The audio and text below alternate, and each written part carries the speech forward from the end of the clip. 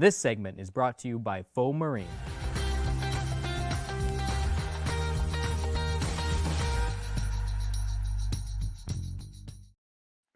And back for another segment. This one's actually, it's a new segment for us. We're kind of excited about it because, at the fishing show, if you've noticed over the years how, we've always had the kayaks and the canoes there. And the kayak segment's, kayak fishing in general has become so popular. In the States right now, you get people like fishing shark with kayaks and get dragged out to the middle of the oceans, which is pretty awesome, eh? But I'll tell you, I said "a" like a Canadian. So, anyways, I got three very special guests on with me right now, and all representing Fogh Marine. And I don't know if any of you guys ever get a chance to go to Fogh Marine, but I know Morton personally, and it's not just a kayak center, even though they do sell a lot of kayaks. If you ever need stuff for your boats, regardless, even electronics. They sell all that stuff. It's incredible. Unless you go in there and understand, like the life jackets, rain gear, all that stuff is available at Fogh Marine, and including footwear. Like, if you're ever wondering where all those real comfortable shoes come from, go in there. You'll be very impressed. And they're right down in Port Credit. So I'm going to bring on Victoria. You want to bring everybody up? I got Gary Simmons, I got Jamie Stevenson, and Paul Winkle with me this afternoon. Hey guys, how are you? We're doing good. Good. Good. Nice to be here. We're talking about COVID here earlier, right, Gary? I'm not gonna say anything. I keep my hair short on purpose. It doesn't show as much white, eh? Like that's the trick, right? Yeah. No? Seems to be the trend. Help me, Jamie. I see you guys every year at the show at one point or another, and Gary, obviously. We've always talked about, how do we get more and more kayak going? And I think this is actually, with this COVID, unfortunately with COVID, but this does really open up and give us an opportunity to create these new platforms. We did one with walleye yesterday and went very, very well. And with the kayaking, I really believe this is going to be an opportunity for us to set a standard for what we're going to expect next year when we're at the Spring Fishing Show, and we're going to actually create a closed door seminar segment specifically for this, and we can start promoting it today that this is going to happen next year, and know that there's going to be good things that come out of it. And normally we have pricing as well that comes out of it, and we try to support groups that are strong in this. And there are some kayak tournament trails that are out there, and I don't know, do you guys, Jamie, do you fish any of those tournaments, or do you Yes, guys all I do. fish them? You do fish them, yeah. With the name of the trail? Ontario Kayak Bass Trail. Oh, that's amazing. So Yeah. how many tournaments do these guys run? This year it's going to be 5. They snuck in an early May event where Bass is open, and they'll have one in May, June, July, August, September. So it's going to be a good season. Yeah, and this is the kind of stuff that people aren't aware of. And if you're looking for something that is, how do you say, COVID, where you want to social distance, there's no better way of social distancing than fishing out of a kayak. I don't care who you are. I can guarantee you that. I don't know if they might actually have double kayaks, so I'll let them tell you that. But okay, let's ladies first. Jamie, tell us a little about yourself, your strong points, and what you do, and what you like to do. Maybe a species of type of fish that you like to fish for in a kayak as well. Sure. Well, I'm a little bit newer to the kayak scene than Paul and Gary. I started in 2018, just kind of as a way to get out on the water and target walleye. Actually, walleye is my favorite species to target. I thought it'd be a good way to combine fishing and exercise. And I do have a boat. And after my first year in the kayak, I no longer fish out of a boat anymore. So I didn't grow up. I didn't grow up fishing. Only within the last 10 years. So when I was about 37, I got my first kayak, and next year I was hooked within that first year. Wait, you're not 37. What? I didn't think. I'm looking here too. I'm like, there's no way this is 37 years old. Guys, that's a slippery slope. So. She's my daughter. Yeah. Wow, that's incredible. And I'm going to tell you something, Jamie. Like, in this segment, not that the other guys they're not attractive, or but I'm going to tell you in all fairness, this is a new sport, and new people coming into the sport, like yourself, like really coming into it, like cold for say, it's very important what you have to say in the directions what you've done to bring yourself to a comfort zone to be doing what you're doing, because like that's probably the biggest challenge that a lot of kayak people have, is being comfortable in currents, being comfortable holding a fishing rod, casting, you know, maybe hooking into a monster, you know, salmon or into a monster muskie or pike. Those are confidence things. I think that once people get beyond that, you get more comfortable, right? So, hey, Paul, tell us a little about yourself, buddy. Like in your. Well, I've been doing this kayak fishing thing since 2005. Was a bank fisherman, you know, kind of maybe looking to get more out. My wife told me I needed a hobby because I was getting grumpy at work. I own my own business, so she bought me my first kayak, and a lot of people might laugh, but it was actually a sit-inside Wilderness Pungo 120 12-footer, so paddle. So I paddled rivers by myself for years, things like that. Ended up meeting a fella by the name of Jeff Wall, who was another kayak fisherman that actually started the tournaments in Ontario. So basically, from 2005, the first kayak fishing tournament in Ontario was in 2009. It was up at Kashaga Lodge up at Halliburton. And I think that was the first actually organized kayak fishing tournament that anybody had ever seen, basically. So basically, since then, there's been kayak fishing tournaments, you know, basically every year from there. As series come and goes, there are new series popping up. Things are getting more competitive. The prize money's getting better. You know, sponsors are coming on more. Kayaks are getting more advanced with electronics, pedal drives, things like that. As I've seen a lot of progression in this whole sport. I've met a lot of good people. It's kind of like a brotherhood, right? Because everybody, you know, and Jamie and Gary will attest to this too, especially with the new people. If you want to learn and get better at your craft, nothing's better than a tournament, because you actually force yourself to fish areas properly, because you're in a kayak. You just can't, basically, if this spot doesn't work, you can't jump in a bass boat and, you know, go 60 miles in a half hour or whatever. You know, you're in a kayak. Top speed you're going to be doing is probably 2 to 3 miles, or, you know, 3 to 4 miles an hour in a pedal drive, and it's basically all human power. So, but like I said, as time goes on, like with the tournament trails now, there's tournaments here, you know, all over the province. Basically, there's different clubs and groups and things like that. But for me, it's an excuse for me to get away from work. That's basically what it is. Mostly all Sundays, I'm out fishing somewhere, or if I'm not by myself, I'm fishing with a couple of guys.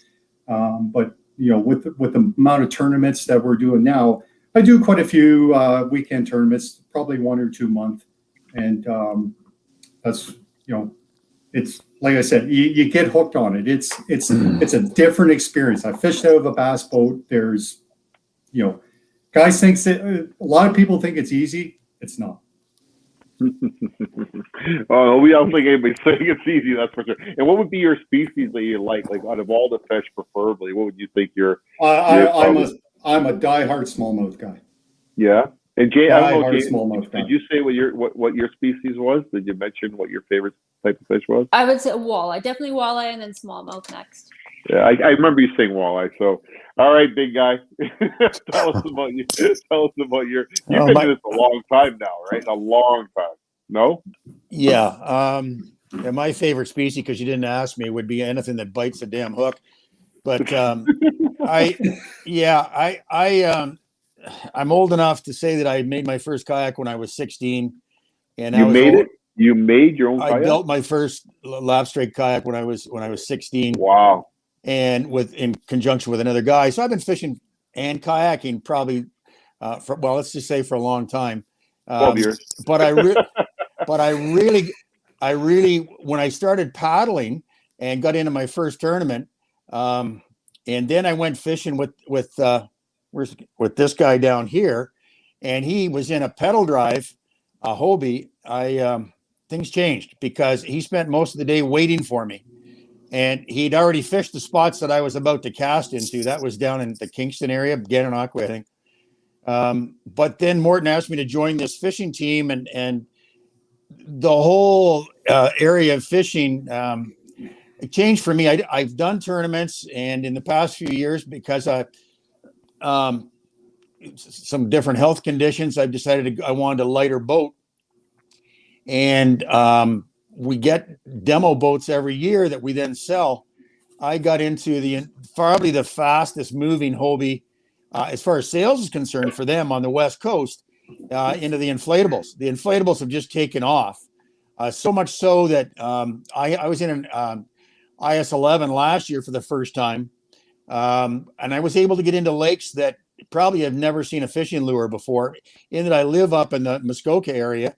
I'm only an hour from lakes that, you walk into or ATV in, and these things inflate. Probably 5 minutes, 10 minutes, you're on the water. So being able to get into lakes that don't have any cottages, go in through some skidoo trails and fish for rainbow or whitefish, that's kind of where I head. The other thing is that doing the shows, which, as you know, Andy and Paul, this is a camaraderie. Like I'm sure all the other guys that have been on this program over the last 2 days have mentioned how much they miss that. They don't miss you, Andy. They miss the pizza. They miss your family. But I just, because you commented on the hair, I just had to get back. And I mean, Paul and I go way back, and it's been something that has grown. He and Johnny have grown these tournaments now, and it's bringing people in, man. It's drawing them in big time. I have my greatest thrill is to take somebody out in a kayak and eventually, maybe if I get lucky, sell it to them. That's really been, my whole life has been sales till I retired 10 years ago. And that's the biggest thrill for me, is to see somebody take one of these boats. I've been stopped on Lake Muskoka by the cops. What the hell is driving that thing? And, it happens every summer. So it's been a great thrill, and it's been a good ride. And I, they're bringing a couple of tournaments up to my neck of the woods. I may have to jump in this year. Oh, be careful, Paul. No, that boy doesn't have anything to worry about except the girl he's sitting beside. I do want to ask you a question, though, because you talked. Okay, so we actually started with the type of kayaks where you sit in them, like in a hole, and I've watched them. They're still available. There's still lots of those around, and now there's the ones you sit on, right?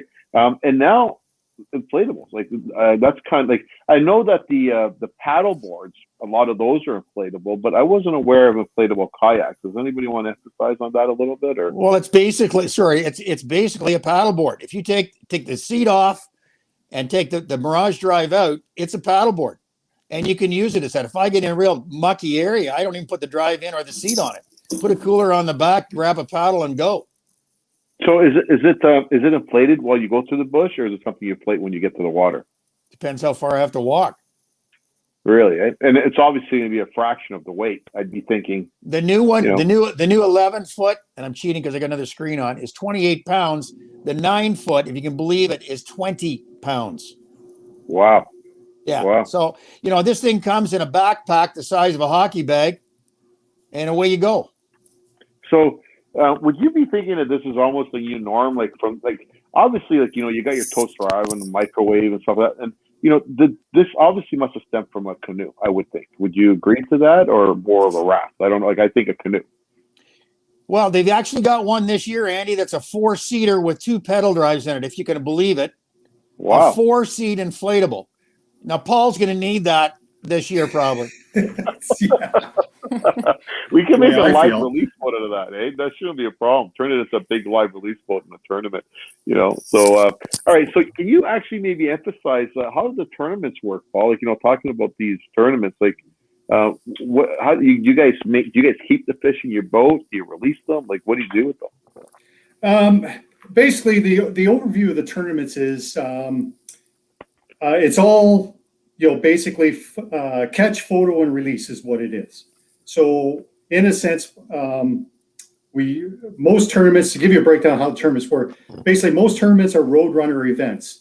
So if it's on, let's say, a lake, basically lines enter 6 o'clock, competitors can launch anywhere on the lake that is public, basically. So what that does is you can do your homework before, pick the spots that you want to go. At a central launch, basically, if it's a big, long lake, the far ends of the lake don't get to fish. This way, it spreads all the anglers out. And on some big lakes, if you play your cards right, you probably wouldn't see maybe 2 or 3 other kayak anglers all day. When there's probably 50 or 60 people involved.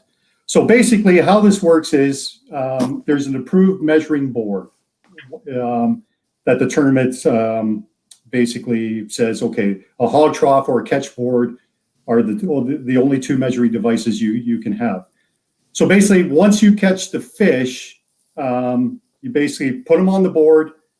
Mouth has to be closed. You can pinch the tail. You basically hold them on the board, or if you feel calm enough, let them just lay there. You take a full photo of them so we know how long the fish is, and then you upload that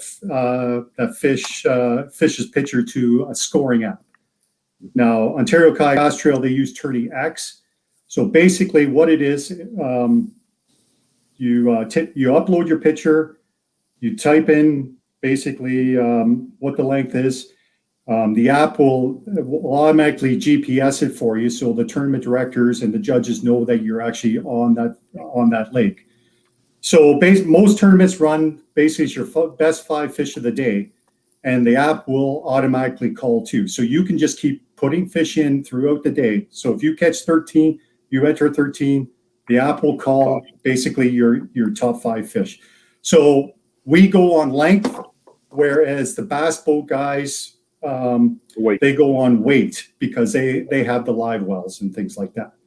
So at the end of the day, basically, when it boils down to it's who's got the basically the most length at the end of the day. Yeah. On an average tournament, and these guys can say too, 70 inches, 75 inches might win. We've had tournaments where guys with 95 inches or even 100 inches. So that's 5 20-inch fish in a day, which is no slouch. Like, most basketball guys would give their eye teeth for 20, for that many fish for the day, because they're probably 4 or 5 pounders, right? So that's pretty cool. So at the end of the day, the app will actually, the fish get judged as it goes. So you'll enter your fish. Once it's approved, you get a text on your phone saying the fish has been approved. If it's been denied because of your identifier code's not there, or the mouth is open, or it's a duplicate fish, or whatever, something's wrong with the picture, it'll let you know that fish is denied. So the nice thing about this is too, at the end of the day, when we're off the water, we give the time for people to pack up, meet at a central place, and you can basically have the awards basically in a half hour. You're done because the scoring's already done. It's good. So, it's good. That's good. It sounds like a lot of fun. And are they all species? Like as far as like the bass ones, like they're not multiple species. Like they are specific to species. Yeah, most of the tournaments here are bass. Now there are a few online. So this is another nice thing about the app is a lot of the kayak clubs and tournament, they have online events too. So you don't need to travel anywhere. You can basically have a tournament that covers all of Ontario, and you have a month. So it's your best 5 fish, basically for the end of the month. So you could go out every day. You can go once a day, once for the whatever, one time, 5 times, whatever. So a lot of them are bass. There are a couple of groups that there's one in Ottawa called Fish and Yak. They're doing a couple online tournaments for multi-species. So they'll have categories where you'll have to catch a panfish and a rockfish out of this category. And then this category, you have to catch a walleye or a sauger. And the next category, you got to catch a pike or a muskie. There's also a kayak muskie online event. that is based out of the Ottawa, run by Scott Barton. He also does pike, and this will be close to Jamie's heart too. They're doing a walleye event too. So you know more about that than I do, Jamie, but it's basically, I guess, from walleye season till whenever it's up. So basically, I'm not sure whether it's your 5 best walleye or the biggest walleye wins or whatever. But, we should say, Andy, that Jamie and Paul live sort of west of Toronto. I live up north. Ashley Ray, who's also on the fishing team, lives down east. So Morton's kind of got Ontario covered as far as Hobie fishing team members, where they are and where they fish. I know that Jamie, she's never invited me down there, but I know that she and Paul are in roughly the same, in the same area. We're still a long way away apart. Yeah. I love Gary. 3 hours. Do tell. Hey, Jamie, let me ask you a question. Because obviously with the walleye, so this is going to be good for you with the walleye tournament, obviously. So away from the whole competitive thing, like you obviously got into this, and you know, and this is not nothing to do that you're a girl or any of that goes, because it's not what the questions are about. Like to me, I don't know how comfortable, like aside from the fact I'm a pretty big guy, I don't know how it would balance in a bigger kayak, but I have sat in the bigger kayak. Remember, Gary, when we had the big one in our pond, and I had no problems. I actually felt really comfortable. Didn't feel like it was going to tip at all. It was like beautiful, right? We talked about tipping you. Paul and I did. Yeah, I think you guys tried. You wouldn't let me off. I think you guys kept pushing me to the middle. Yeah. But you know, so when you got into this, right, Jamie? Like, what made you like? How did you get into this? Is this your first kayak you got, or are you into your third or fourth? Like, well, obviously you're part of a team, so you're a little bit better off than most people, where you can kind of step up or step down. But how did you make your first decision in your first kayak? Well, personally, I knew because I was going to be fishing. Mainly, I fished the St. Clair River, Lake St. Clair, Lake Erie, places like that. And especially with the current in the St. Clair River, I knew that I was going to need a pedal drive in order to get back up the river to start my drift over again. So since originally I had just wanted to focus on fishing for walleye in the St. Clair River, and the pedal drive allowed me to, one, fish hands-free and able to get back up against that current quickly enough to start my drift over again while walleye fishing. So mainly when I'm walleye fishing, I'm vertical jigging. That's my favorite presentation to do in the St. Clair River. So the ability to have the pedal drive and get back up that strong current, to me, it was hands down, I had to go with a pedal drive.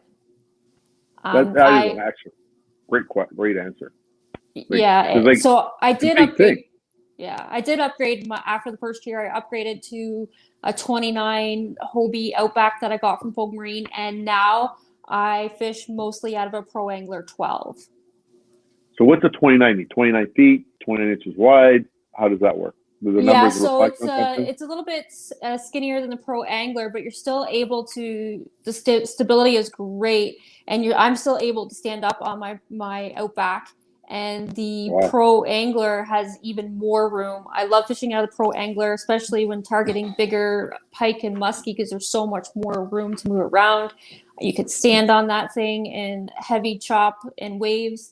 So they're pretty stable no matter what one you decide to go with. So Gary, here's one for you. Like, because I know you've sold a lot of kayaks, a lot of beginners and people that are, so like, if a guy's coming into it, you know, like, and I'm the type of guy that I kind of like to buy, say it was me buying it, forget the fact that I'm big, but if I was just an average guy coming into it, and I just wanted to buy about, what size kayak would you recommend, like for stability? Like I want to feel secure. So obviously, is the wider more better or not necessarily? Yeah, I mean, when somebody asks us a question like that at the show, and we're all three of us are going to say, you got to try it before you buy it. But you'd be in a PA 14 in a heartbeat. I own an Outback, an older Outback that I will never sell. I own an Old Town Next, which is a little tiny 45-pound canoe for back lakes fishing, and then the new Hobie iTrek is just I can't wait. I left the thing pumped up. I live on water, so my dock is 30 feet away from me. But but I So usually how does tell. that reflect back to width, though? How do those numbers, like in those Well, kayaks, reflect You to know, width and length? the actual thing numbers? is, when you get somebody that's either over 6'5" or Okay. has a upward mobility challenge, you're a big guy. I would Yeah. never, you're a big guy. I'm not ever going to judge somebody on their size, but you do eliminate certain boats that would be available.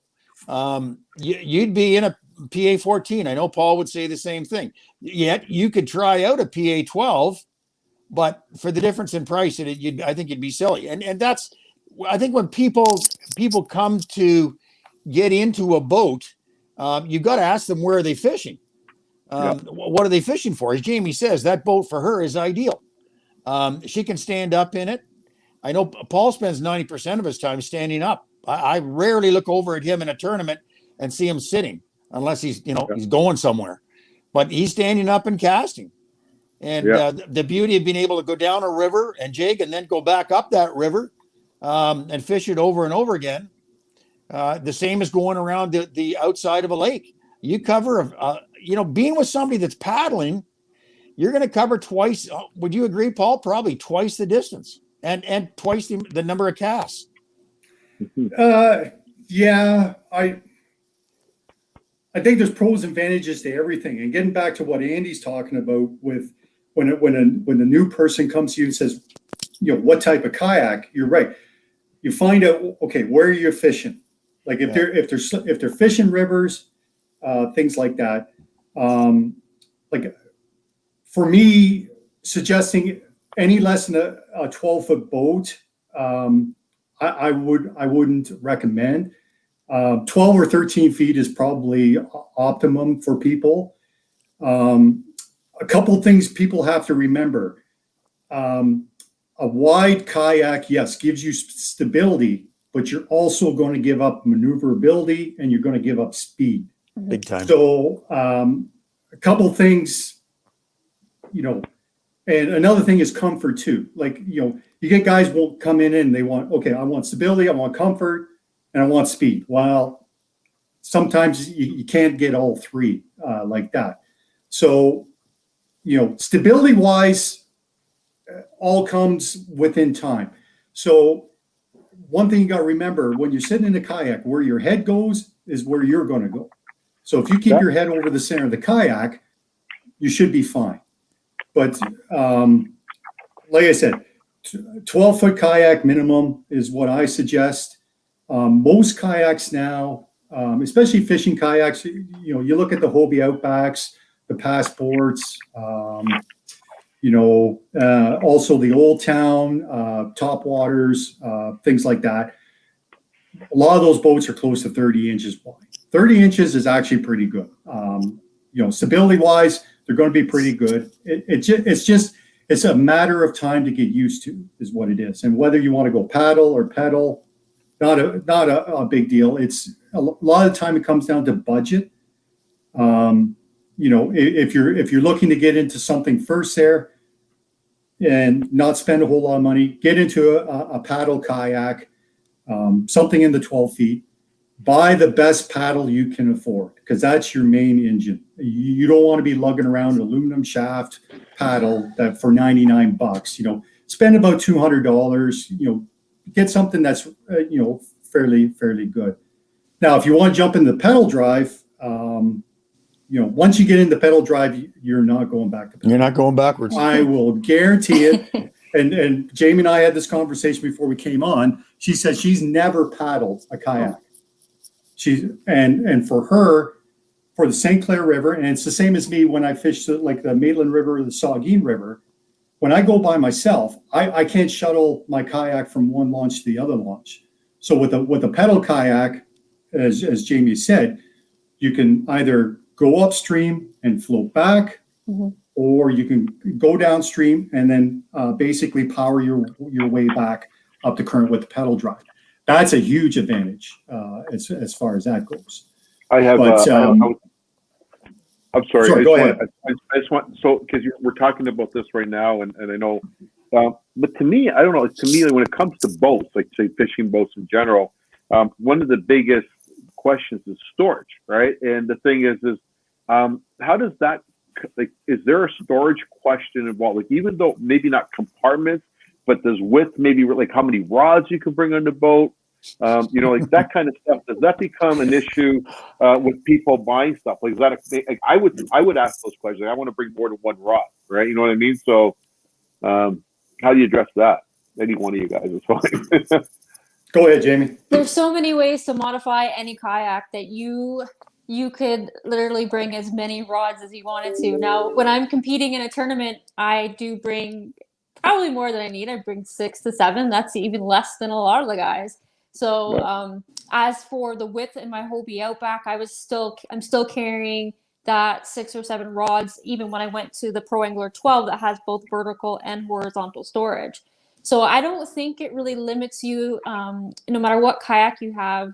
A lot of people really enjoy making modifications to their kayaks. So you're able to put as much or as little gear as you want. I'm not very much of a minimalist, so I do carry a lot of gear on my kayak, and you come up with creative ways to store that gear.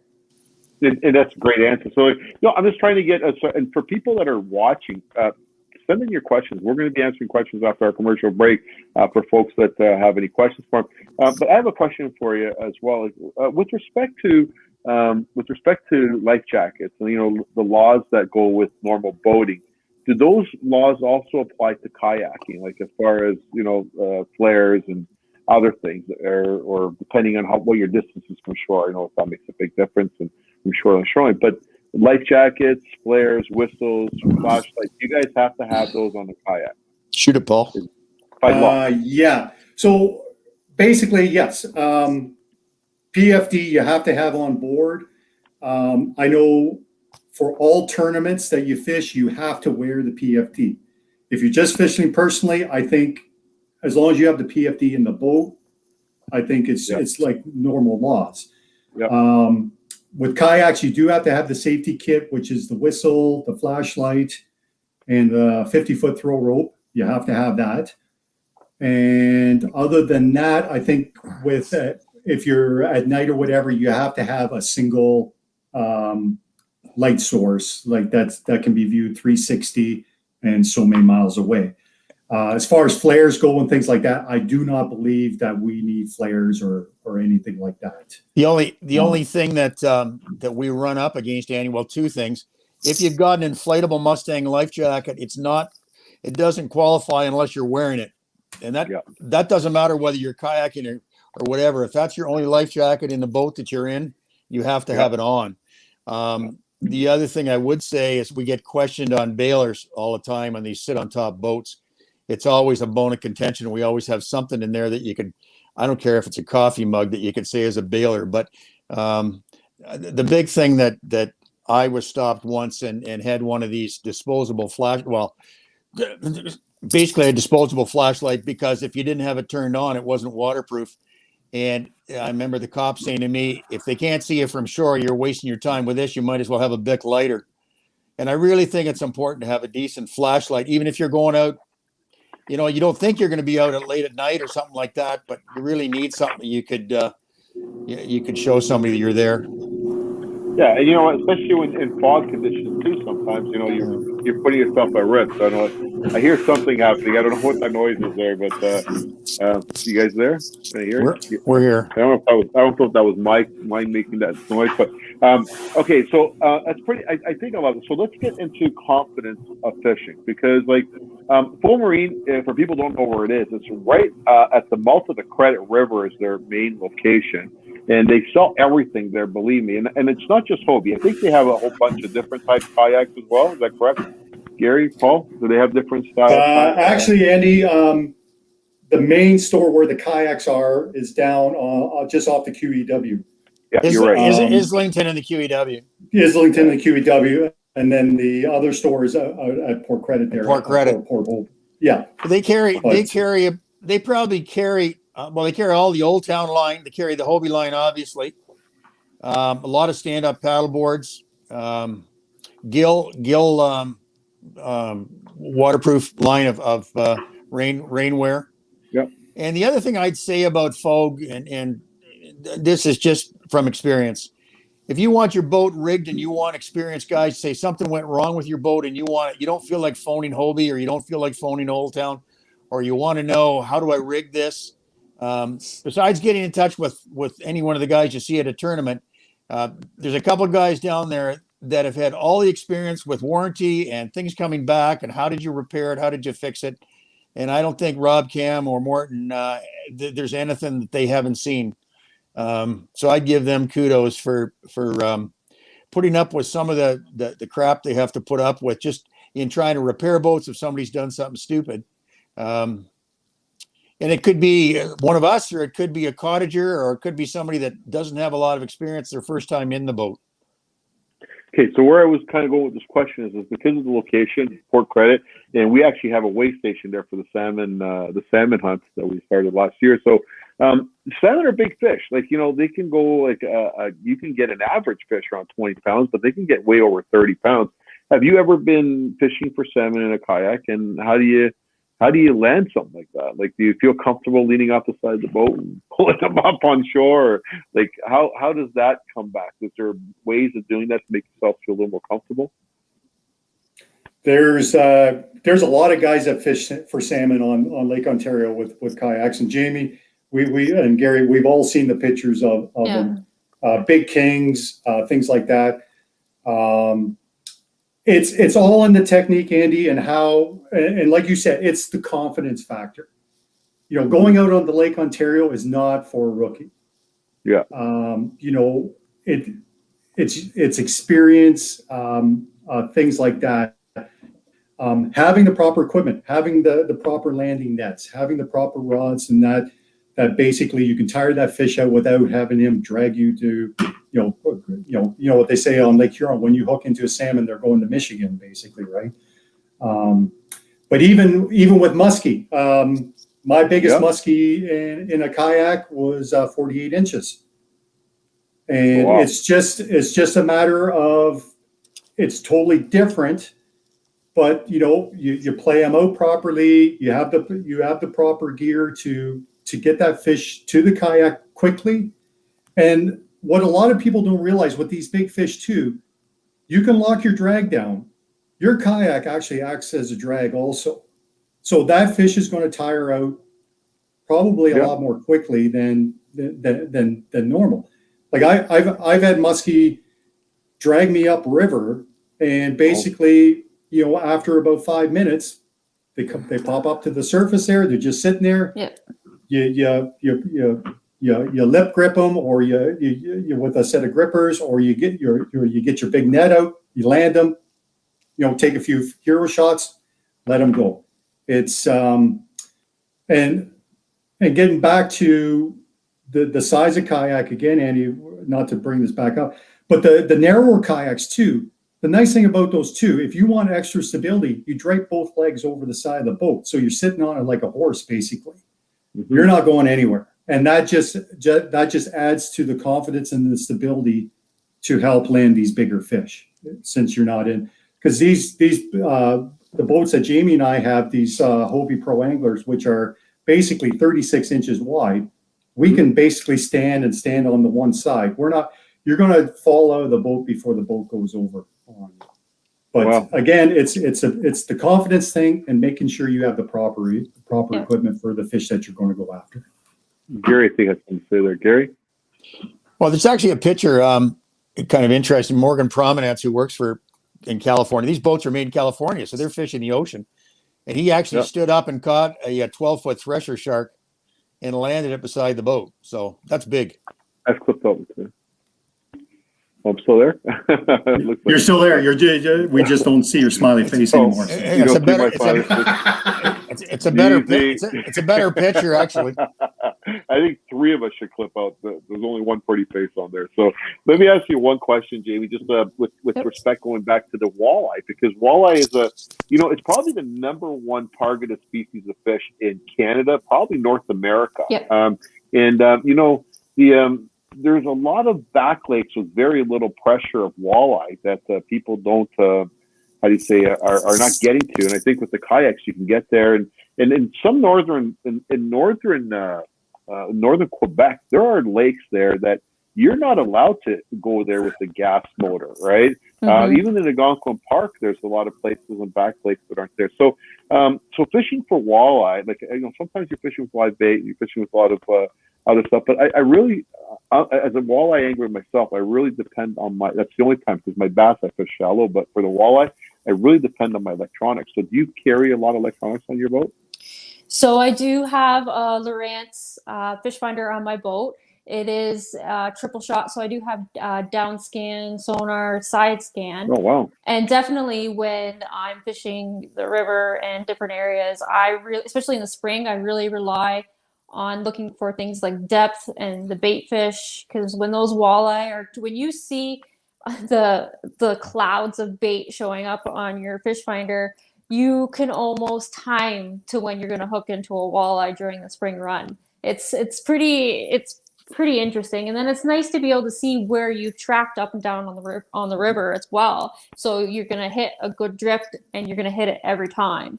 So a lot of guys are running really high-end electronics, but of course you don't need to. It's just one of those things you end up adding as the years go on. That's actually awesome. I didn't realize, and I know that I've noticed some there are downrigging companies that have products specifically for kayaks, that's pretty mind-boggling in itself. Gary, you're shaking your head. Go ahead. Well, the one thing a lot of people do is they buy a boat, and then the first thing they do is get their Black & Decker out and start drilling. And I know Paul and I have several times said, get out there and use the boat first. I use downriggers even off the side of the inflatable. Obviously, you can't put it underneath or through the boat, but off the side of the boat. And on some of the back lakes, you're really caring about the structure. Lakes nobody's ever been on. You're caring about the structure and the depth. You could be fishing in 5 feet of water and not know it if you don't have a finder on there of some sort. Mm-hmm. So and there are a lot of guys that are going up to fish those back lakes for walleye, and once you get to know the kayak anglers, because we're such a close-knit community, you get to see what they're doing and the lakes that they're targeting, and they are fishing these lakes that have been untouched, and it's really interesting to see. So with the downriggers, I guess that would go hand in hand with the paddles, or not the paddles, but with the foot paddles, or not really? Are you moving when you're down there, or are you just bringing your bait down? No, you're moving. You're moving. A lot of guys are trolling out of Muskoka or Lake Rosso, and I've seen a couple guys in kayaks that have been playing with downriggers. It's not, I don't know. I'd rather put out more line. It's just something else I just don't really need or want. Not your, I guess want. Right on. No, you know what? That's a very, very fair question. Going back to the life jackets and stuff, because you're right. Because even with the bass tournaments, we tell the guys all the time, if you're just dealing with inflatables, a lot of people don't know this. If you're not wearing an inflatable, it's not considered a life jacket. So even if you have it next to you on the floor, it's not considered a life jacket. So would you recommend for paddling? I don't know, I don't want to make it sound like you're going to fall in the water, but maybe not going to an automatic one just in case it's because you're not doing 50, 60 miles an hour on the lake. If you fall in, you should be able to pull the cord to make it more comfortable for you, right? And then you don't have to worry about, replacing it because you might have fell in the water. And I mean, Paul and I both are using Sailus. I don't know if Jamie is, but you're using this life jacket, don't you think, Paul, as much to carry stuff and keep you warm as you are for the safety? I mean, you put a lot of junk in those things. I don't know. I just love the Sailus jacket. I know Paul started me on it, so I'll let him tell you. Yeah, well, I have a Sailus. I've actually gone to a Mustang inflatable for the summertime just for sheer comfort, and it is a lot cooler when you with that. But I like for fishing for smallies in October and November when it starts to get cold. It's nice having that added padding, and it does keep you warmer. But I don't know. I don't like bulky stuff, and life jackets with a ton of pockets and things like that doesn't interest me at all. I know a lot of guys they like, well, I could put this in, this in, this in, but the thing with a kayak is, and Jamie said it just right there too. Like a lot of people want to be a minimalist. I'm not. I drag everything out with me, especially on tournament day, because you want to do this. But when it comes to myself, when I'm standing, all that other stuff, I want something that's light, comfortable, because you're sitting in that kayak basically from 6 a.m. till 3 p.m. So in the tournaments, are the guys allowed to use electric trolling? Like, I know there's electric trolling modes available for kayaks too now. Is that permitted in the tournaments or no? There is, and in the U.S., yes, they are allowing electric motors because Torqeedo is a huge sponsor of quite a few series there. At Ontario Kayak Bass Trail, we had that debate this year whether we were going to allow motors in live events. We decided not to for this year, but we are allowing motors for the online events. So it is. The whole kayak motor thing is a very touchy subject with some people. It's a lot of people, they don't care. And other people say, hey, it's got to be human powered, et cetera, et cetera. That was the next question. When does it go away from being that human type of balance where everybody's kind of, it's got a lot of inner strength involved, and then you start bringing in the electronics, and next, is it going to bring in gas? Like, that's the, well, I don't think it's gas. I don't ever foresee gas motors being allowed. Motors in tournament series that allow them, you can't have any more than 3 horsepower motors. Yeah. And they have to, so every kayak company basically has a rating on if they allow electric motors on their kayaks. There's a foot-pounds or whatever it is. So but there are restrictions to how big of a electric motor you can put on that kayak. But you're right. Sorry, is that like a mount bracket that you bolt onto your kayak, or is it? There's companies that, like, there's a lot of guys that do it yourself motors. Like, they just take a water snake, mid Coda or water snake or something like that. Torqeedo actually manufactures motors for kayaks. So, but the other problem is you're running into probably $300 to $3,600 to outfit a kayak with a motor. Like, if you want to do a factory, because by the time you buy a lithium battery, 100 amp, you're $1,000 there, plus the motor, things like that.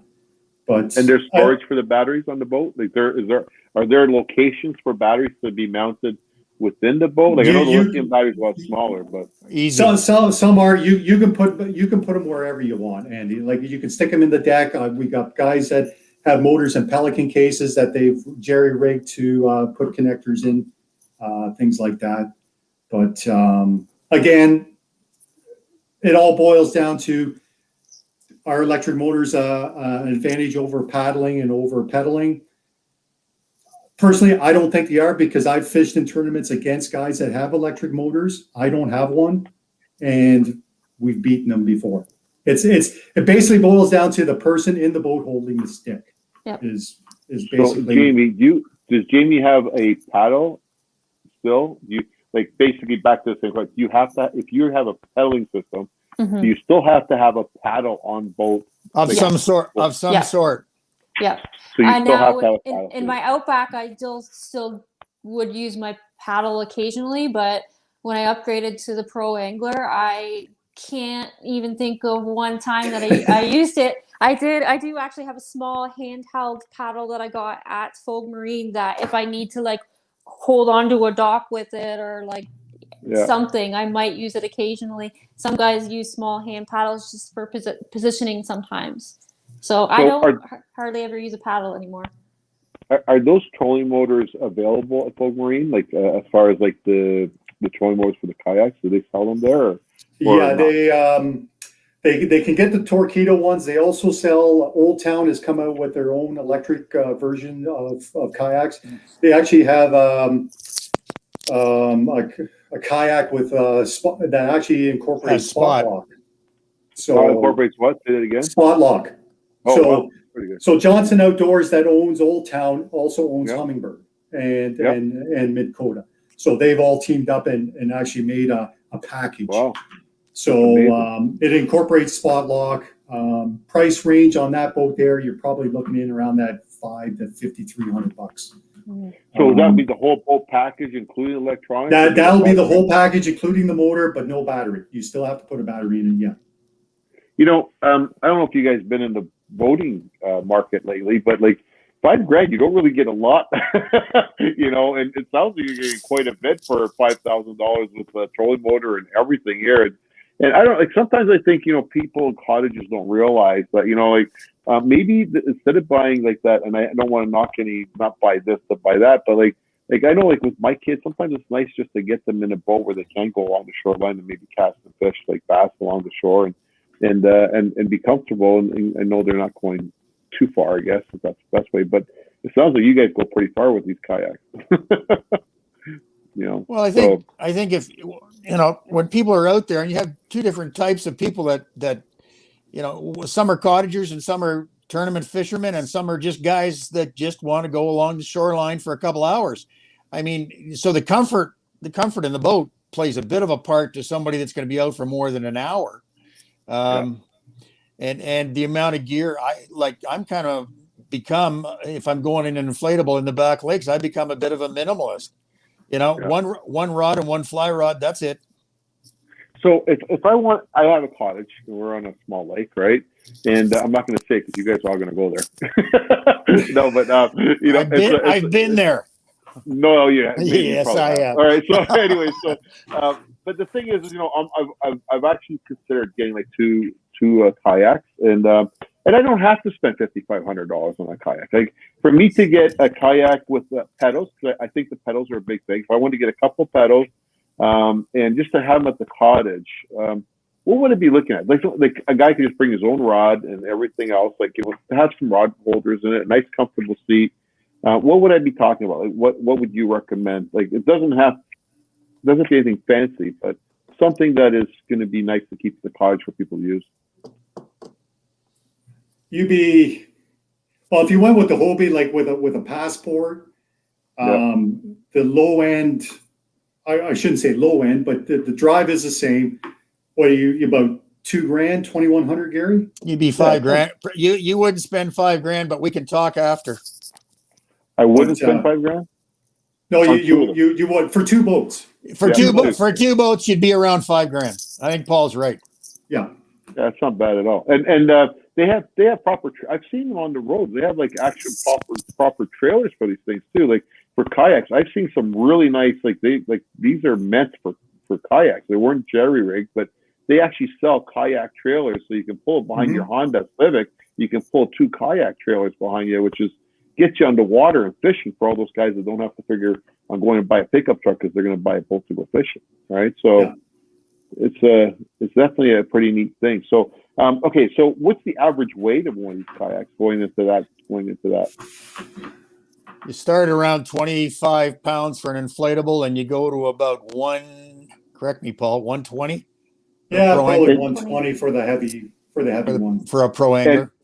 And that's roof toppable or no? Depends who you are, but they also come with carts. You can get carts for them too, Andy. So you just plug the cart into the bottom of any one of the Hobies and grab the front and go for a walk. Not behind your car. You put it on the car or your trailer, and then when you pull it off and want to go to the launch ramp, you don't have to back your trailer up to the launch ramp. In fact, a lot of people don't. And you're just loading this up on the top of your car. Or in a trailer, and then just pull it half off, put your wheel card on it. It just plugs into the bottom of the kayak in the scupper holes, and then pull it off further and load it all up and walk to the launch ramp and you can either take the wheels with you or you put them back in your truck. So, Jamie, how do you get to the tournaments back and forth? Are you loading it on a trailer, or are you putting it on the back of your truck? I have used a trailer a little bit in the past, but I find it a lot easier just to load into the back of the pickup is the main way that I transport my kayak. And the pro angler, I don't really have a problem getting it in and out of the truck, and I know guys that rooftop them quite easily.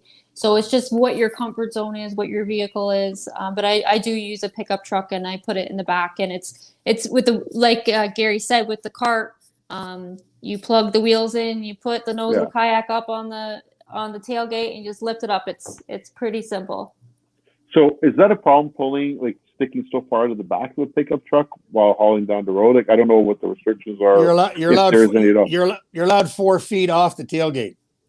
So from the end of the tailgate, you're additional. So you had 8-foot bed, tailgate's another 2 feet, you're at 10. So at 12 to 14 feet, you don't even need a flag on that.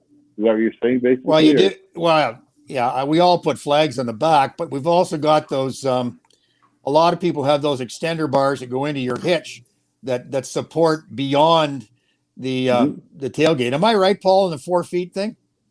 Yeah. I don't know. I've never been pulled over. So No, I've never been stopped. It's easier to ask for forgiveness than ask permission, I guess. So Jamie has less problem than we do. Kind of like a transom saver that comes off your tail hitch that goes out and kind of stabilizes it. And the only reason why I'm asking this question is just so you, is because there are a lot of people that don't get it, and because, like, I don't know, do I want to put because they look heavy. They're not heavy, but they look heavy. They're the awkward. way they're built. They're built really, and the thing is, I got a brand new van, I got a brand new car. So I want to put one of these things on my roof, right?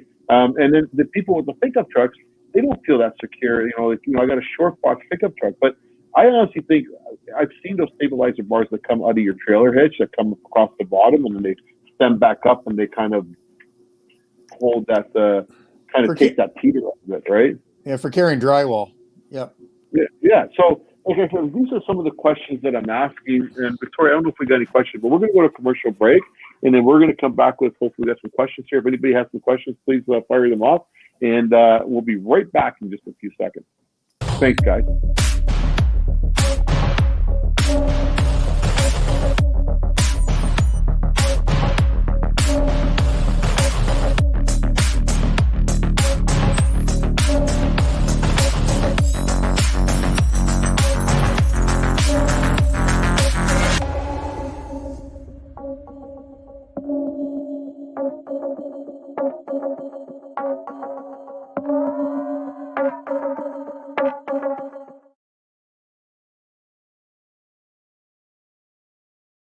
Put them up on the screen. All right, guys, we're here, and there's actually quite a few questions there. Jamie, do you see those questions? Okay, I think it sucks when you get this certain age, and you have to put these glasses on, right? So you want to start from the top, and then you guys can I'm going to leave you guys at this for a few minutes, and I'll be right back. It's going to take care of the next group coming in. Are you okay? Can you see the questions there? Yeah, we Jamie? can see them. Yeah, or I can stay in. It's up to you guys. Well, I can see it. Yeah, I can see the questions here. So, Okay. Sean, all three of you, have you ever used a motor on a kayak? Me? No. No, Never felt the need. me either. No, I don't see the point. That's just me. Yeah. But there's a lot of people that do have mobility problems that if a motor allows you to get out or whatever, hey, by all means, go ahead. Well, the other thing I would ask that person is, what makes you feel you need it, and have you ever tried a Hobie? Because if you try a Hobie pedal drive, you may change your mind if you're leaning towards a motor. So, all right, what's the next one? Storage options, Jamie. So What are you using? storage options, I do have a crate on the back, an H crate on the back of my kayak. I use it, I don't use it a lot. I might use it to store the battery for my power pole. And then I utilize the center console quite a bit. And you have obviously the front hatch storage. There's tons of storage there. And on the Pro Angler, I actually use a stackable storage container under the seat where I put all my soft plastics. And then I keep my terminal tackle in the middle of the kayak and anything else that I need in the hatch in the middle. So you can definitely fit a lot of tackle if you've got the crate, the center storage, the front hatch, and everything else you need. So For me, I have basically it's kind of like a milk crate, custom built. I got rod holders on it, so I think I can carry about 7 or 8 3,700 Plano boxes. My front hatch is full of plastics. Basically, there's all kinds of storage ways you can do it. If you want to take a tackle bag in the back, the crate always sits behind the seat, So basically, you can just reach behind you, grab your boxes, and away you go from there. Is what I do. For me, I think we all use the crates. I started using. I went to the drugstore and got the pharmacist to give me a bunch of pill bottles, 6-inch pill bottles, and I can actually put 4 or 5 lures inside them. And all my hooks and that I put in these pill bottles just because they're waterproof and they don't get caught up with each other, and I can keep them in a bag and grab the bag. And yeah, I'm a bit of a minimalist in the last few years, so I think we're all using the same method. If you go to tournaments or you see some guys rigging boats, everybody's going to steal someone else's idea at some point in time. I know I've stolen a lot of Paul's over the years. All right, next question. Is a pedal drive propeller better than the pedal drive with the fins? Here we go.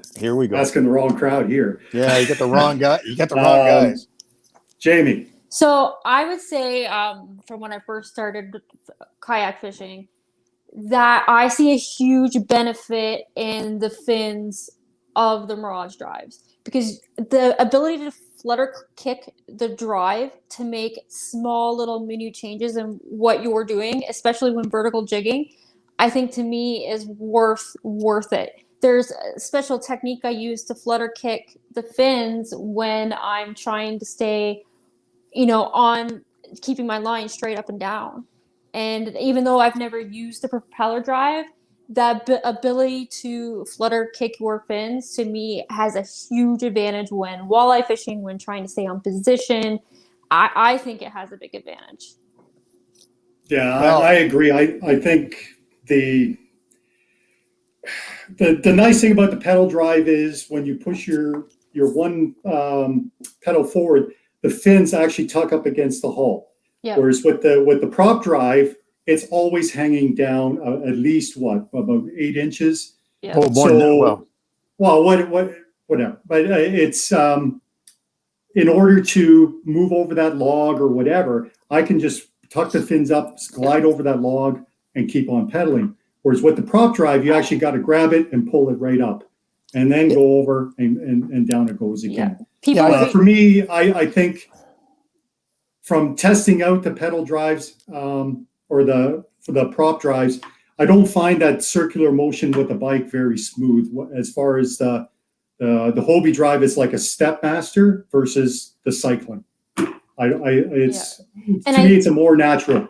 I think people will be shocked how little water you can, depth you can go through with the fins. Like, especially if you said you can tuck them up, you'd be shocked how little water you need to get through. Like, it's like you said, Jamie, with the flutter, with just the short strokes there, you can flutter through probably 6 inches of water and not even bother. So I'd say the game changer, if you're comparing the two of them, is in the past 2 years, Hobie's come out with a new system, whereas if it hits a rock, they kick up automatically.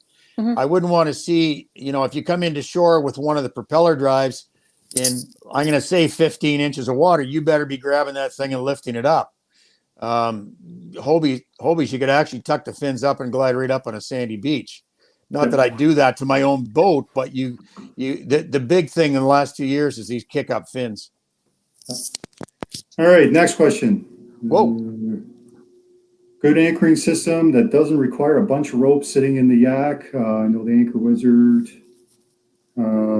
Can't find it here. All right. Other than electronic power pole, which is only good for what, Jamie, 6 feet of water. Now you're more of an open water, especially for walleye, things like that.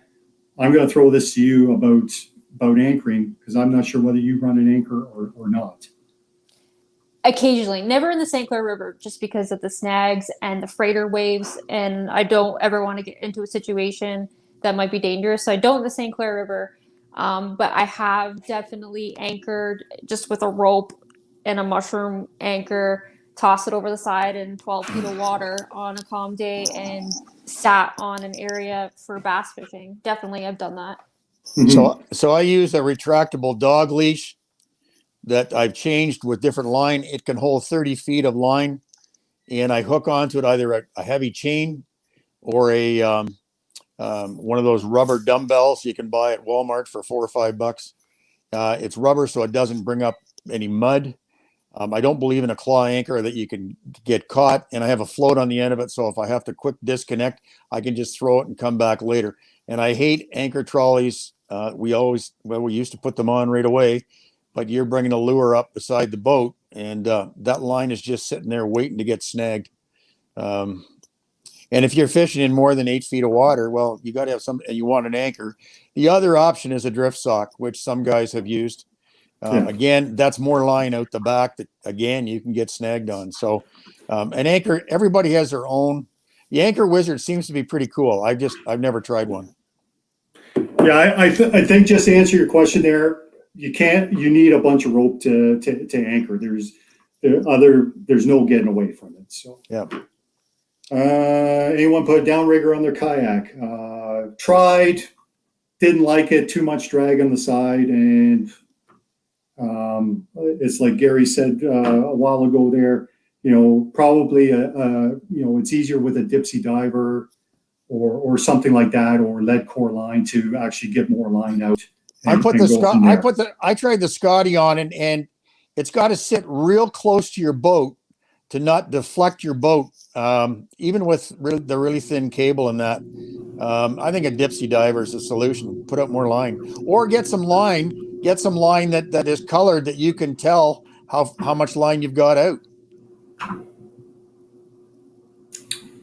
All right, Jamie, you got anything? You haven't used that? No, I've thought about it. I've thought about putting downriggers on, and I haven't. And I spend a lot of time targeting the bass, and then don't get to target other species as much. Oh, exactly. All right, next question, if there is. Don't see. Anything else you guys want to? Oh, here we go. Oh, we know this guy. This guy's trouble. You know my answer, Meg. Jamie, you first. I've never met him, so I could try. That's a really, really tough one. I would say after this year, I'm leaning towards the jerk bait, but I do like the Ned rig as all around. But I really love fishing with a jerk bait now. We're going to take grief by saying the Ned rig, but up north, I'm kind of a frog guy. Well, you know me, Meg. I'm jerk bait all the way. That's me. We're not going to touch. Yeah, we're not going to touch. Yeah, no. That's a loaded question. We won't even go to that question there. So, we got to start watching who's asking the questions, Paul. Okay, this is Bill. Bill, what techniques and fishing styles have you adapted, changed to utilize kayak angling? Oh, Jamie. That's a tough one because there's not a lot that you have to change. Like when I'm walleye fishing, I'm there next to all the other boaters, and we're doing the exact same thing with the exact same rods. Maybe it just takes a little bit more practice on landing a fish because you're so close to the water. Maybe line differences might be different because you want less stretch, easier to set the hook. Small things, but generally the rods, everything's the same. There's not a lot I've had to change. I would say fly fishing, I've had to change something. And a guy actually taught me to practice sitting down in a chair just at the bottom of our driveway or something, because sitting lower on the water like that, it's almost like fly casting and your waders are just about to overflow. I mean, that you're so low on the water. If you're not careful with the length of your rod, you're going to be slapping the water behind you quite a bit. Yeah, I find probably the thing I had to adapt the most was running a jerk bait because, when you're casting and retrieving in a bass boat, you're sitting probably up about 3 feet higher than you are in a kayak. So with jerk baiting in a kayak there, you almost got to go with a little shorter rod, or you got to basically jerk to the side or reel in, jerk, reel in a bit more, jerk. Like didn't you say earlier, Paul, that you were talking about when Andy asked the question about throwing your legs over the side. If you're in a big fishing boat, I mean, you got to be careful because they can't, in a kayak, you can rely on the boat helping you to tire the fish out.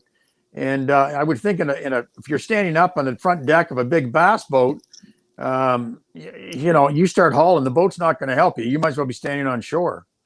Well, that's why you got the drag on your. Yeah, that's what I meant. You have to use a drag yeah, board. so, all right, next question. Eric Turcotte was there. Whoa. Practicing working jerk bait, sitting and flipping. Yeah, Nelson's got a good point there.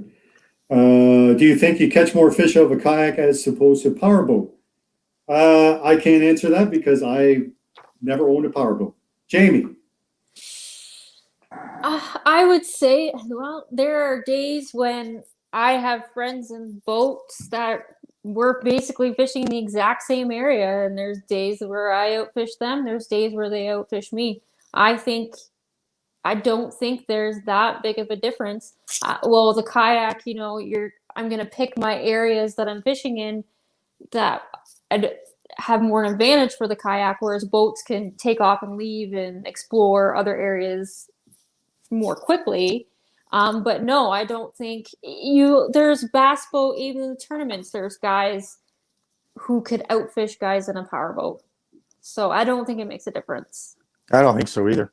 Yeah, neither do I. So, Bill, again, how much you depend on your electronics to narrow down your fishing time to productive waters?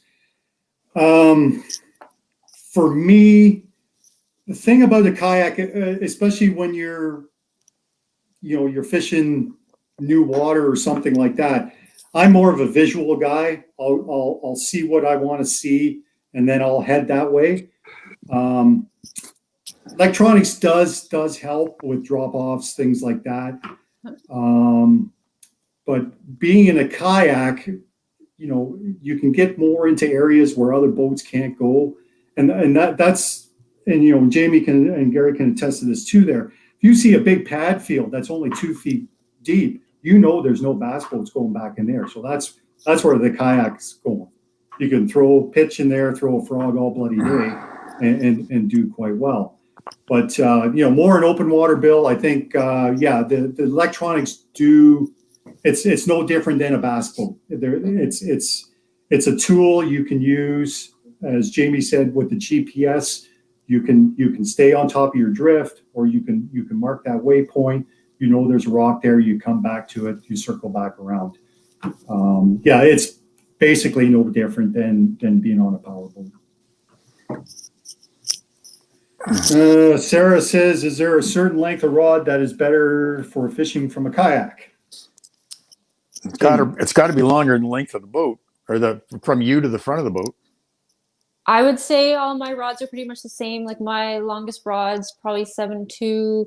My walleye rods are shorter, vertical jigging. I choose a 6 to a 6.3, but that's typical of most walleye anglers, whether you're at a boat or of a kayak these days. So no, my arms are shorter, so landing a fish when I was just learning was a little bit more difficult. So I did lean towards a shorter rod. But once you get the technique down of making sure you keep your arm up to the distance of the net, you don't need to pick a shorter rod. You can pick the right rod for what you're fishing for. Yeah, I agree. I think rod length, it does come, but I would sacrifice rod length to basically what technique I'm using. I'm not worried about, it's nice to have a rod that if you're fighting a fish and he goes around the front of your boat, you have enough room to swing him around the front of the kayak. But it's amazing how you learn to adapt relatively quickly.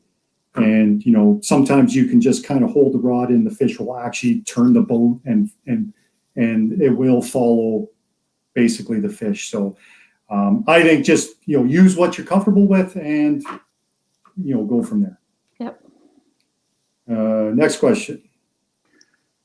How do you guys feel about Das King kayaks? Is that the one with the motor on it? That's the one that's a funny looking hull and it's no, that's at Santa Cruz. Das King is they've actually come on board with the Ontario Kayak Bass Masters as a sponsor. So I don't know much about them. I don't know much about them. I think they're, hey, any kayak's a good kayak. If you think it's a good kayak, it's good. We'll see this year.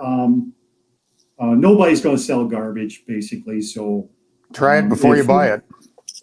Just try it. That's what if you think it's a good kayak, it's I can't see it being a bad one. So I would say, hey, go ahead if you like them. Next question. When planning your day, what's the biggest factor as you don't have the mobility of a boat to move around? Jamie. If I'm fishing a new lake, I'm going to use Google Earth. I'm going to use Google Earth. I'm going to mark some waypoints. I'm going to research everything from the computer, and then I might upload some waypoints onto my Lowrance.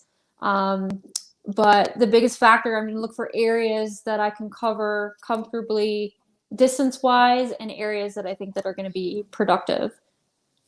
I use Fish Online because it tells you when they last stocked the lake. If it's a lake up north, it tells you how many they put in each year. If you're looking for trout or bass or whitefish. Yeah, I'm kind of in the same as Jamie there. When trying out a new lake there, you try to, rule out the unproductive areas with MapQuest or Google Earth, figure out where the launches are, go from there. Because as Jeff mentioned, Yep. Our lack of mobility, we just can't jump on the boat and, run and gun, 30 miles or 20 miles or 5 miles, basically. Once you're in the water, you're kind of committed. But Yeah. Jamie and I can attest there when we fished in Tennessee, we covered 60 kilometers in 3 days. Yep. So it was basically 20 to 22K a day that we A did. day. Yep. And so you're not limited to, doing it by pedaling or whatever.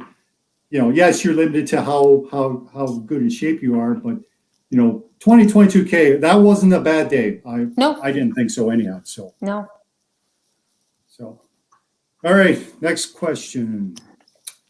What's the number one gotta have accessory you put on your kayak? Whoa. Jamie.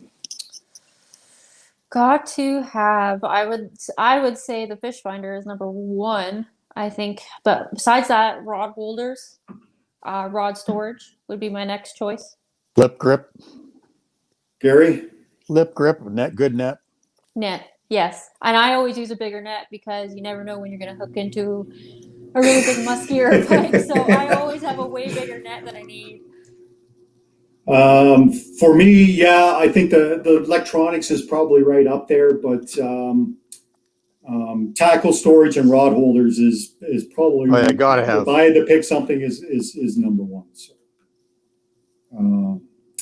let's see. Next question. When deciding placement of electronics, where and why? Jamie. Well, I'm right-handed, so mine's going to be on the right. It's to the side. It's closer for me to see, closer to my seat. So that's just as simple as that. So it's easier for me to change any settings that I need to see with my right hand. And I prefer it just to the right of my seat. It's not in the way of when I catch a fish. Yeah, I agree. For me, Jonathan, I always put the fish finder on the side that I don't use them because I'm right-handed. I do all my work on the right-hand side. I always land the fish on the right-hand side. That's where basically I'm a right-handed caster, so that's where I cast. So I always have my fish finder on the left side of the boat, and as Jamie said, close to my seat also, so I can basically if I need to change screens or do whatever, I always put it on the side that I don't work with. Yeah, I'd say I'd be the same. I want one side of the boat totally free. Yeah. Keep one side clean. It's just far easier. So and if you have a boat that you'd be able to switch, use the boat a little bit before you start with the Black & Decker drill. And if you've got a Hobie and you can move it from side to side, but you want to have one side free, even if it's just for getting into the boat. You're not going to climb over a fish finder. Yeah, no, very true. So, next question. How easy to get a pedal drive kayak on the roof of the kayak? On a roof rack of a car. Is that what he's saying? Yeah. Yes. Depends on the car, depends on the kayak. But I would say that if we can put PA-14s up on top of a car, then your difficulty is, okay, I got to tie this down because I'm doing 110 and I don't want it going sideways on me. So a lot of kayaks, you got to check on what your roof rack will hold. I think Paul and I've seen a couple where you see the damn roof rack from behind, you see it bending. And if, it's like carrying a 30-foot extension ladder. If the kayak's longer than the car, you got an issue, especially if I'm behind you. Jamie? I can't give a lot of advice on this one because I've never had to, but I've seen people do it and it seems quite it doesn't look hard from watching them do it. Basically, all the pedal drives come out of the kayak, so you throw those in your car. So basically, once the pedal drive is out of the boat, it's no different from a paddle yak. So basically, it all boils down to how strong you are to get that boat on the car. But basically, we've seen 120-pound kayaks roof racked down to 20-pound kayaks roof racked. Well, you also got to decide whether you're going to be able to flip it over and carry it with the bottom up, or whether you're going to try and carry it upright. I mean, there's a few decisions you need to make. Yeah. Next question. What kayak series are you fishing this year? Anything that you're fishing, Mr. Bloomhagen. Yeah. Maybe we'll have to pick a different one because Mike tends to. We want to know. We want to know which one you're fishing. We want to know which one you're fishing. I've already got that lake that you and I went to all set aside, Mike. You just get up here. Jamie, which ones are you fishing this year? Definitely will be fishing the Ontario Kayak Bass Trail. I'll have to miss the May event because of work, but definitely I plan on June, July, August, September. And then I also, in August, there's the Ontario Kayak Bassmaster. I'll probably be in attendance for that. The border will likely still be closed, so I won't be crossing the border likely this year. But I probably would have tried to fit in a Hobie BOS in the winter, and then maybe KBF on Lake St. Clair have always been my goals, but since the border has been closed, I haven't been able to. Yeah, it's hard to miss that one in Lake St. Clair, especially in late May, early June for bass fishing on the American side. Yeah, that's quite nice. But for me, it'll be the Ontario Kayak Bassmasters doing that one. OKBT obviously will be doing that one too. I might give the Kayak Muskie online a go since I have a bit of a spot up here that I can wet a line for Muskie too. So we'll see how it goes. I might do one of the Ontario Kayak Bass Trail tournaments up here. I haven't really decided yet. Got a few. We got one not far from your place at the Lake of Bays. Back door. So only if Bloomhagen's going to be there. If Mike doesn't show up, we'll be good. So. Yep, that's the determining factor. Next question.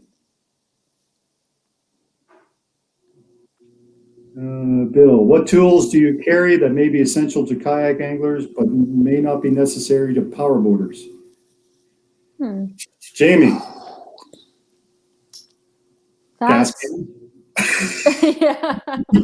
What'd you say? A gas can.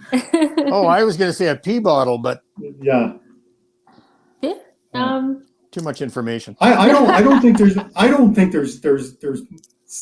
there's much stuff different. I basically, can't think like of a single thing. No, side cutters, things like that. Other than us, we carry spare fins for our drives. Maybe somebody in a prop drive will have a spare prop or spare a few battery. tools, spare battery. But other than that, there's and getting back to a bill, like the only difference between power boating and kayak fishing is basically the boat itself, I think. Yeah. Because the lures are the same, the rods are the same. The techniques are the same. The techniques are the same, basically. It's just a different perspective, let's say. Yeah. You're closer to the water. It's I don't think there's a lot of stuff that we don't carry that's any different. That's just my opinion. We still have 12-pack of beer, don't we? Maybe. Can't hear Andy's you, Andy. talking, but I can't hear him.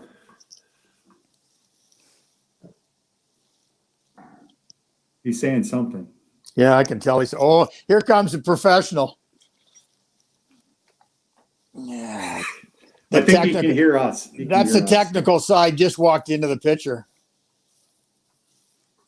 Everybody's got to have one. You could type a question if you want, Andy. Oh, he wants us to keep going. Yeah, that was a tough question. Though there really is no difference, is there? I don't think I've ever been asked that. No. But I think on a whole, if everybody getting into kayak fishing, there's a couple of things here. You got no gas, no insurance. It's easy to, basically dump into a lake, whatever. Last fishing show, we had a lot of bass boat guys coming by the booth looking at kayaks. Oh yeah. Basically saying, hey, I just want something that after work I can throw in the back of the truck, take it down to the lake and fish for a couple hours, because a lot of the time they're basically, by the time I hook up the boat, make sure it's gassed up, they lose a couple hours basically. And that is the kind of the cool thing about this whole sport. As years have gone on, a lot more guys are looking at this going, hey, this is something. So Yeah. I find the launch ramp activity, when you back your boat, we back our kayaks down and load them up. I'll tell you, there's an awful lot of fishermen that are coming over to the dock and going, holy Lord, what have you got there? Yeah. And really, the amount of stuff that's in the boat is probably the same. You're both going after the same fish. We still can't hear you, Andy. Yeah, people are so interested. I get stopped on the water all the time asking questions. There's still people that have never seen a kayak with a pedal drive, and people are just interested, and they want to know about your experiences when you're on the water and when you're next to the guys in the boat catching the same fish. They really respect the kayak's place on the water. It's just I was talking to a guy at Canadian Tire up here in Bracebridge that orders all the boats from Pelican and all that, and there's going to be a huge shortage this year. I mean, outdoor activities, whether it's water skiing or canoeing or kayaking. I have a neighbor that sells above ground pools, and he said they're all sold out. I mean, the whole outdoor activity thing is, we're going to have a shortage of boats. There's no question. No, it'd be interesting to see how many, Andy, the boys think they've sold as far as fishing boats are concerned. Is Andy back here? I hear him. Still can't hear you, Andy. So. Can you read lips? Yeah. I can read lips. Oh, there he is. Oh, I got to shut up now. He was back. You guys are clipped out. Oh, there he is. That's all right. All right, how's that? Is that better for you guys? Yeah. Yep. You can hear me okay? Yep. Okay, so just a couple of questions that might make you feel a little more comfortable going into a kayak from my perspective, because some of the questions that I did hear was like, hey, are you catching more fish? Are you catching less fish? And I just want to tell those folks that, from fishing terms, running tournaments, and being in the fishing community for so long, a lot of that stuff determines on your pre-fish that happens at home before you leave your house. Because if you're going to look at certain waters, you have to look at temperatures and how they're driven. And if a lake runs north-south and it's 28 miles long, I'm going to tell you right now, if the temperature's warmer in the bottom end, you shouldn't be launching your kayak at the top end of the lake, because the fish are going to be a lot more aggressive at the bottom end. So those are the kind of things, as well as wind direction, because sometimes it doesn't really matter what size boat you have, whether it's a kayak or an 18-footer or a 22-footer. If Lake Simcoe is blowing out of the west, you're not going to want to launch from Beaverton. I don't care who you are, right? So at the end of the day, you got to look at that weather forecast, the temperatures, and that's going to dictate a lot of where your fishing ability is going to come from, where you're going to want to focus your day to go where you want to go fishing. And again, like even on the worst days, there's always places behind islands and places where you can fish out of, and determining under wind. The other thing, in my opinion, that people need to realize, that I think that if you're a shallow fisherman like I am, I can't see how getting into those shallow places is quieter is not going to get you more fish. That's just a given. I'm sorry, but you might want to pick areas that aren't heavily trafficked, because you don't got, so that way you got so good concentration of fish. But I just wanted to kind of touch base on that question because I think that, and I'm doing this quick because I know we're going to get into another group of guys. So I think you guys did a great job. And I'll tell you right now, I know Morton personal, and I'll put my word on it that you're not going to get a better service with Fogh Marine. I don't care what anybody says. And they are on the west side of Toronto, and maybe if you're a Kawartha guy or whatever, but I really think it's worth the trip down to talk to these guys. Or Gary, are you reachable via Facebook? Yeah, anytime. Like that? You can reach any one of us, Andy, through Fogh Marine. Any Through one Fogh of us. Marine? Now these guys have to come off a tractor. I'm retired, so I'd be quite happy to answer. They're all out in the field working. They're farmers. They're farmers, are they? Yeah. So but no, we're always available. We're all available. Andy. We even have the guys in the store call us, and I've talked to customers on the phone that are actually at Fogh Marine. If Alex or Rob or Cam or Morton didn't know an answer, I gave them a quick answer. Bam. Yep. Away we go. That's the way they work it at Fogh. They'll phone us and put us on to somebody. I mean, I was out ice fishing when you called me this morning. So did you go out in your paddle boat just to be safe? I'd love to take a picture of that 8-ball and send it to Hobie. Niagara River, dude. I've seen you guys do it. Don't kid yourself. So, but you know what, guys? I'm going to say, and I'm being very sincere and saying, you guys did a great job here today. This is a beginning, and the amount of people that have come into this and questioned, and there's obviously, it's such a growing sport. And Paul, what I'd like to talk to you about, after this whole segment's over, because I know you're involved with the kayak deal. We run bass tournaments. We run about 30 bass tournaments for the course of the year, and the catch, record, and release, that's something that was put into the walleye world a few years back through the Linder Group, and possibly we could look at something like that and kind of co-run it, and that way we could use our presentation of our not so much this year because we're not allowed to have social gatherings, but towards next year, because we pride on the big show, right? So we would love to have a side event tied in with you guys. I don't have a problem with that, and doing the presentation and all that stuff, because I think it's very important that we promote fishing from all perspectives, and I can tell you right now, Gary, you'd always be welcome to come down to any one of our tournament sites prior and show off one of your kayaks, and maybe allow people to test out. Maybe we can talk to Morgan about that. We'd like to thank you, Andy, for doing this and for putting us on the spot. No, it's quite seriously, and it says something that you finally realized that we kept bugging you for several years at the boat show and fishing show, and so we want to thank you for doing this. Yeah, no, dude, I've never not felt that there is a lot of need here, and I bought ponds. I still have those ponds that we put the kayaks literally into ponds to show stuff. But I think just the way things are going nowadays, we can just do an enclosed room seminar at the show next year. Pick a date to do it, whether it's a Sunday afternoon, Saturday afternoon, and promote this leading into it, and maybe get the club involved as well too, like the tournament series. And we could probably get a good group of people involved in starting this off. And this is a great foundation in all the directions. So all I can say is, Jamie, I really appreciate you coming out this afternoon. That was great of you. And you know what? I hope you kick everybody's butt this year, girl. I'll get there eventually. Don't feel sorry for Gary. Don't. He comes and he'll play that whole "I'm an old guy." He's old. You don't have to worry about him. So just fish off the back of his boat. You'll be fine. Yeah, no. I think he's the type of guy you got to be careful, because I think he go out there and kick a lot of butt this year. So, but guys, again, it was a pleasure. You guys are affiliated with a great company as far as Fogh goes. Like, they're great people. As far as Hobie goes, I'm under the impression that it's the Cadillac of all kayaks. I could be wrong, but I don't know. That's what I hear. That's what I see. And so you guys are, says something when it's on your back. So you guys should be very proud of that. And again, so we're looking forward to next year, and you three are definitely going to be back next year. Maybe a couple of other faces as well, but this will definitely be happening at next year's Spring Fishing Boat Show.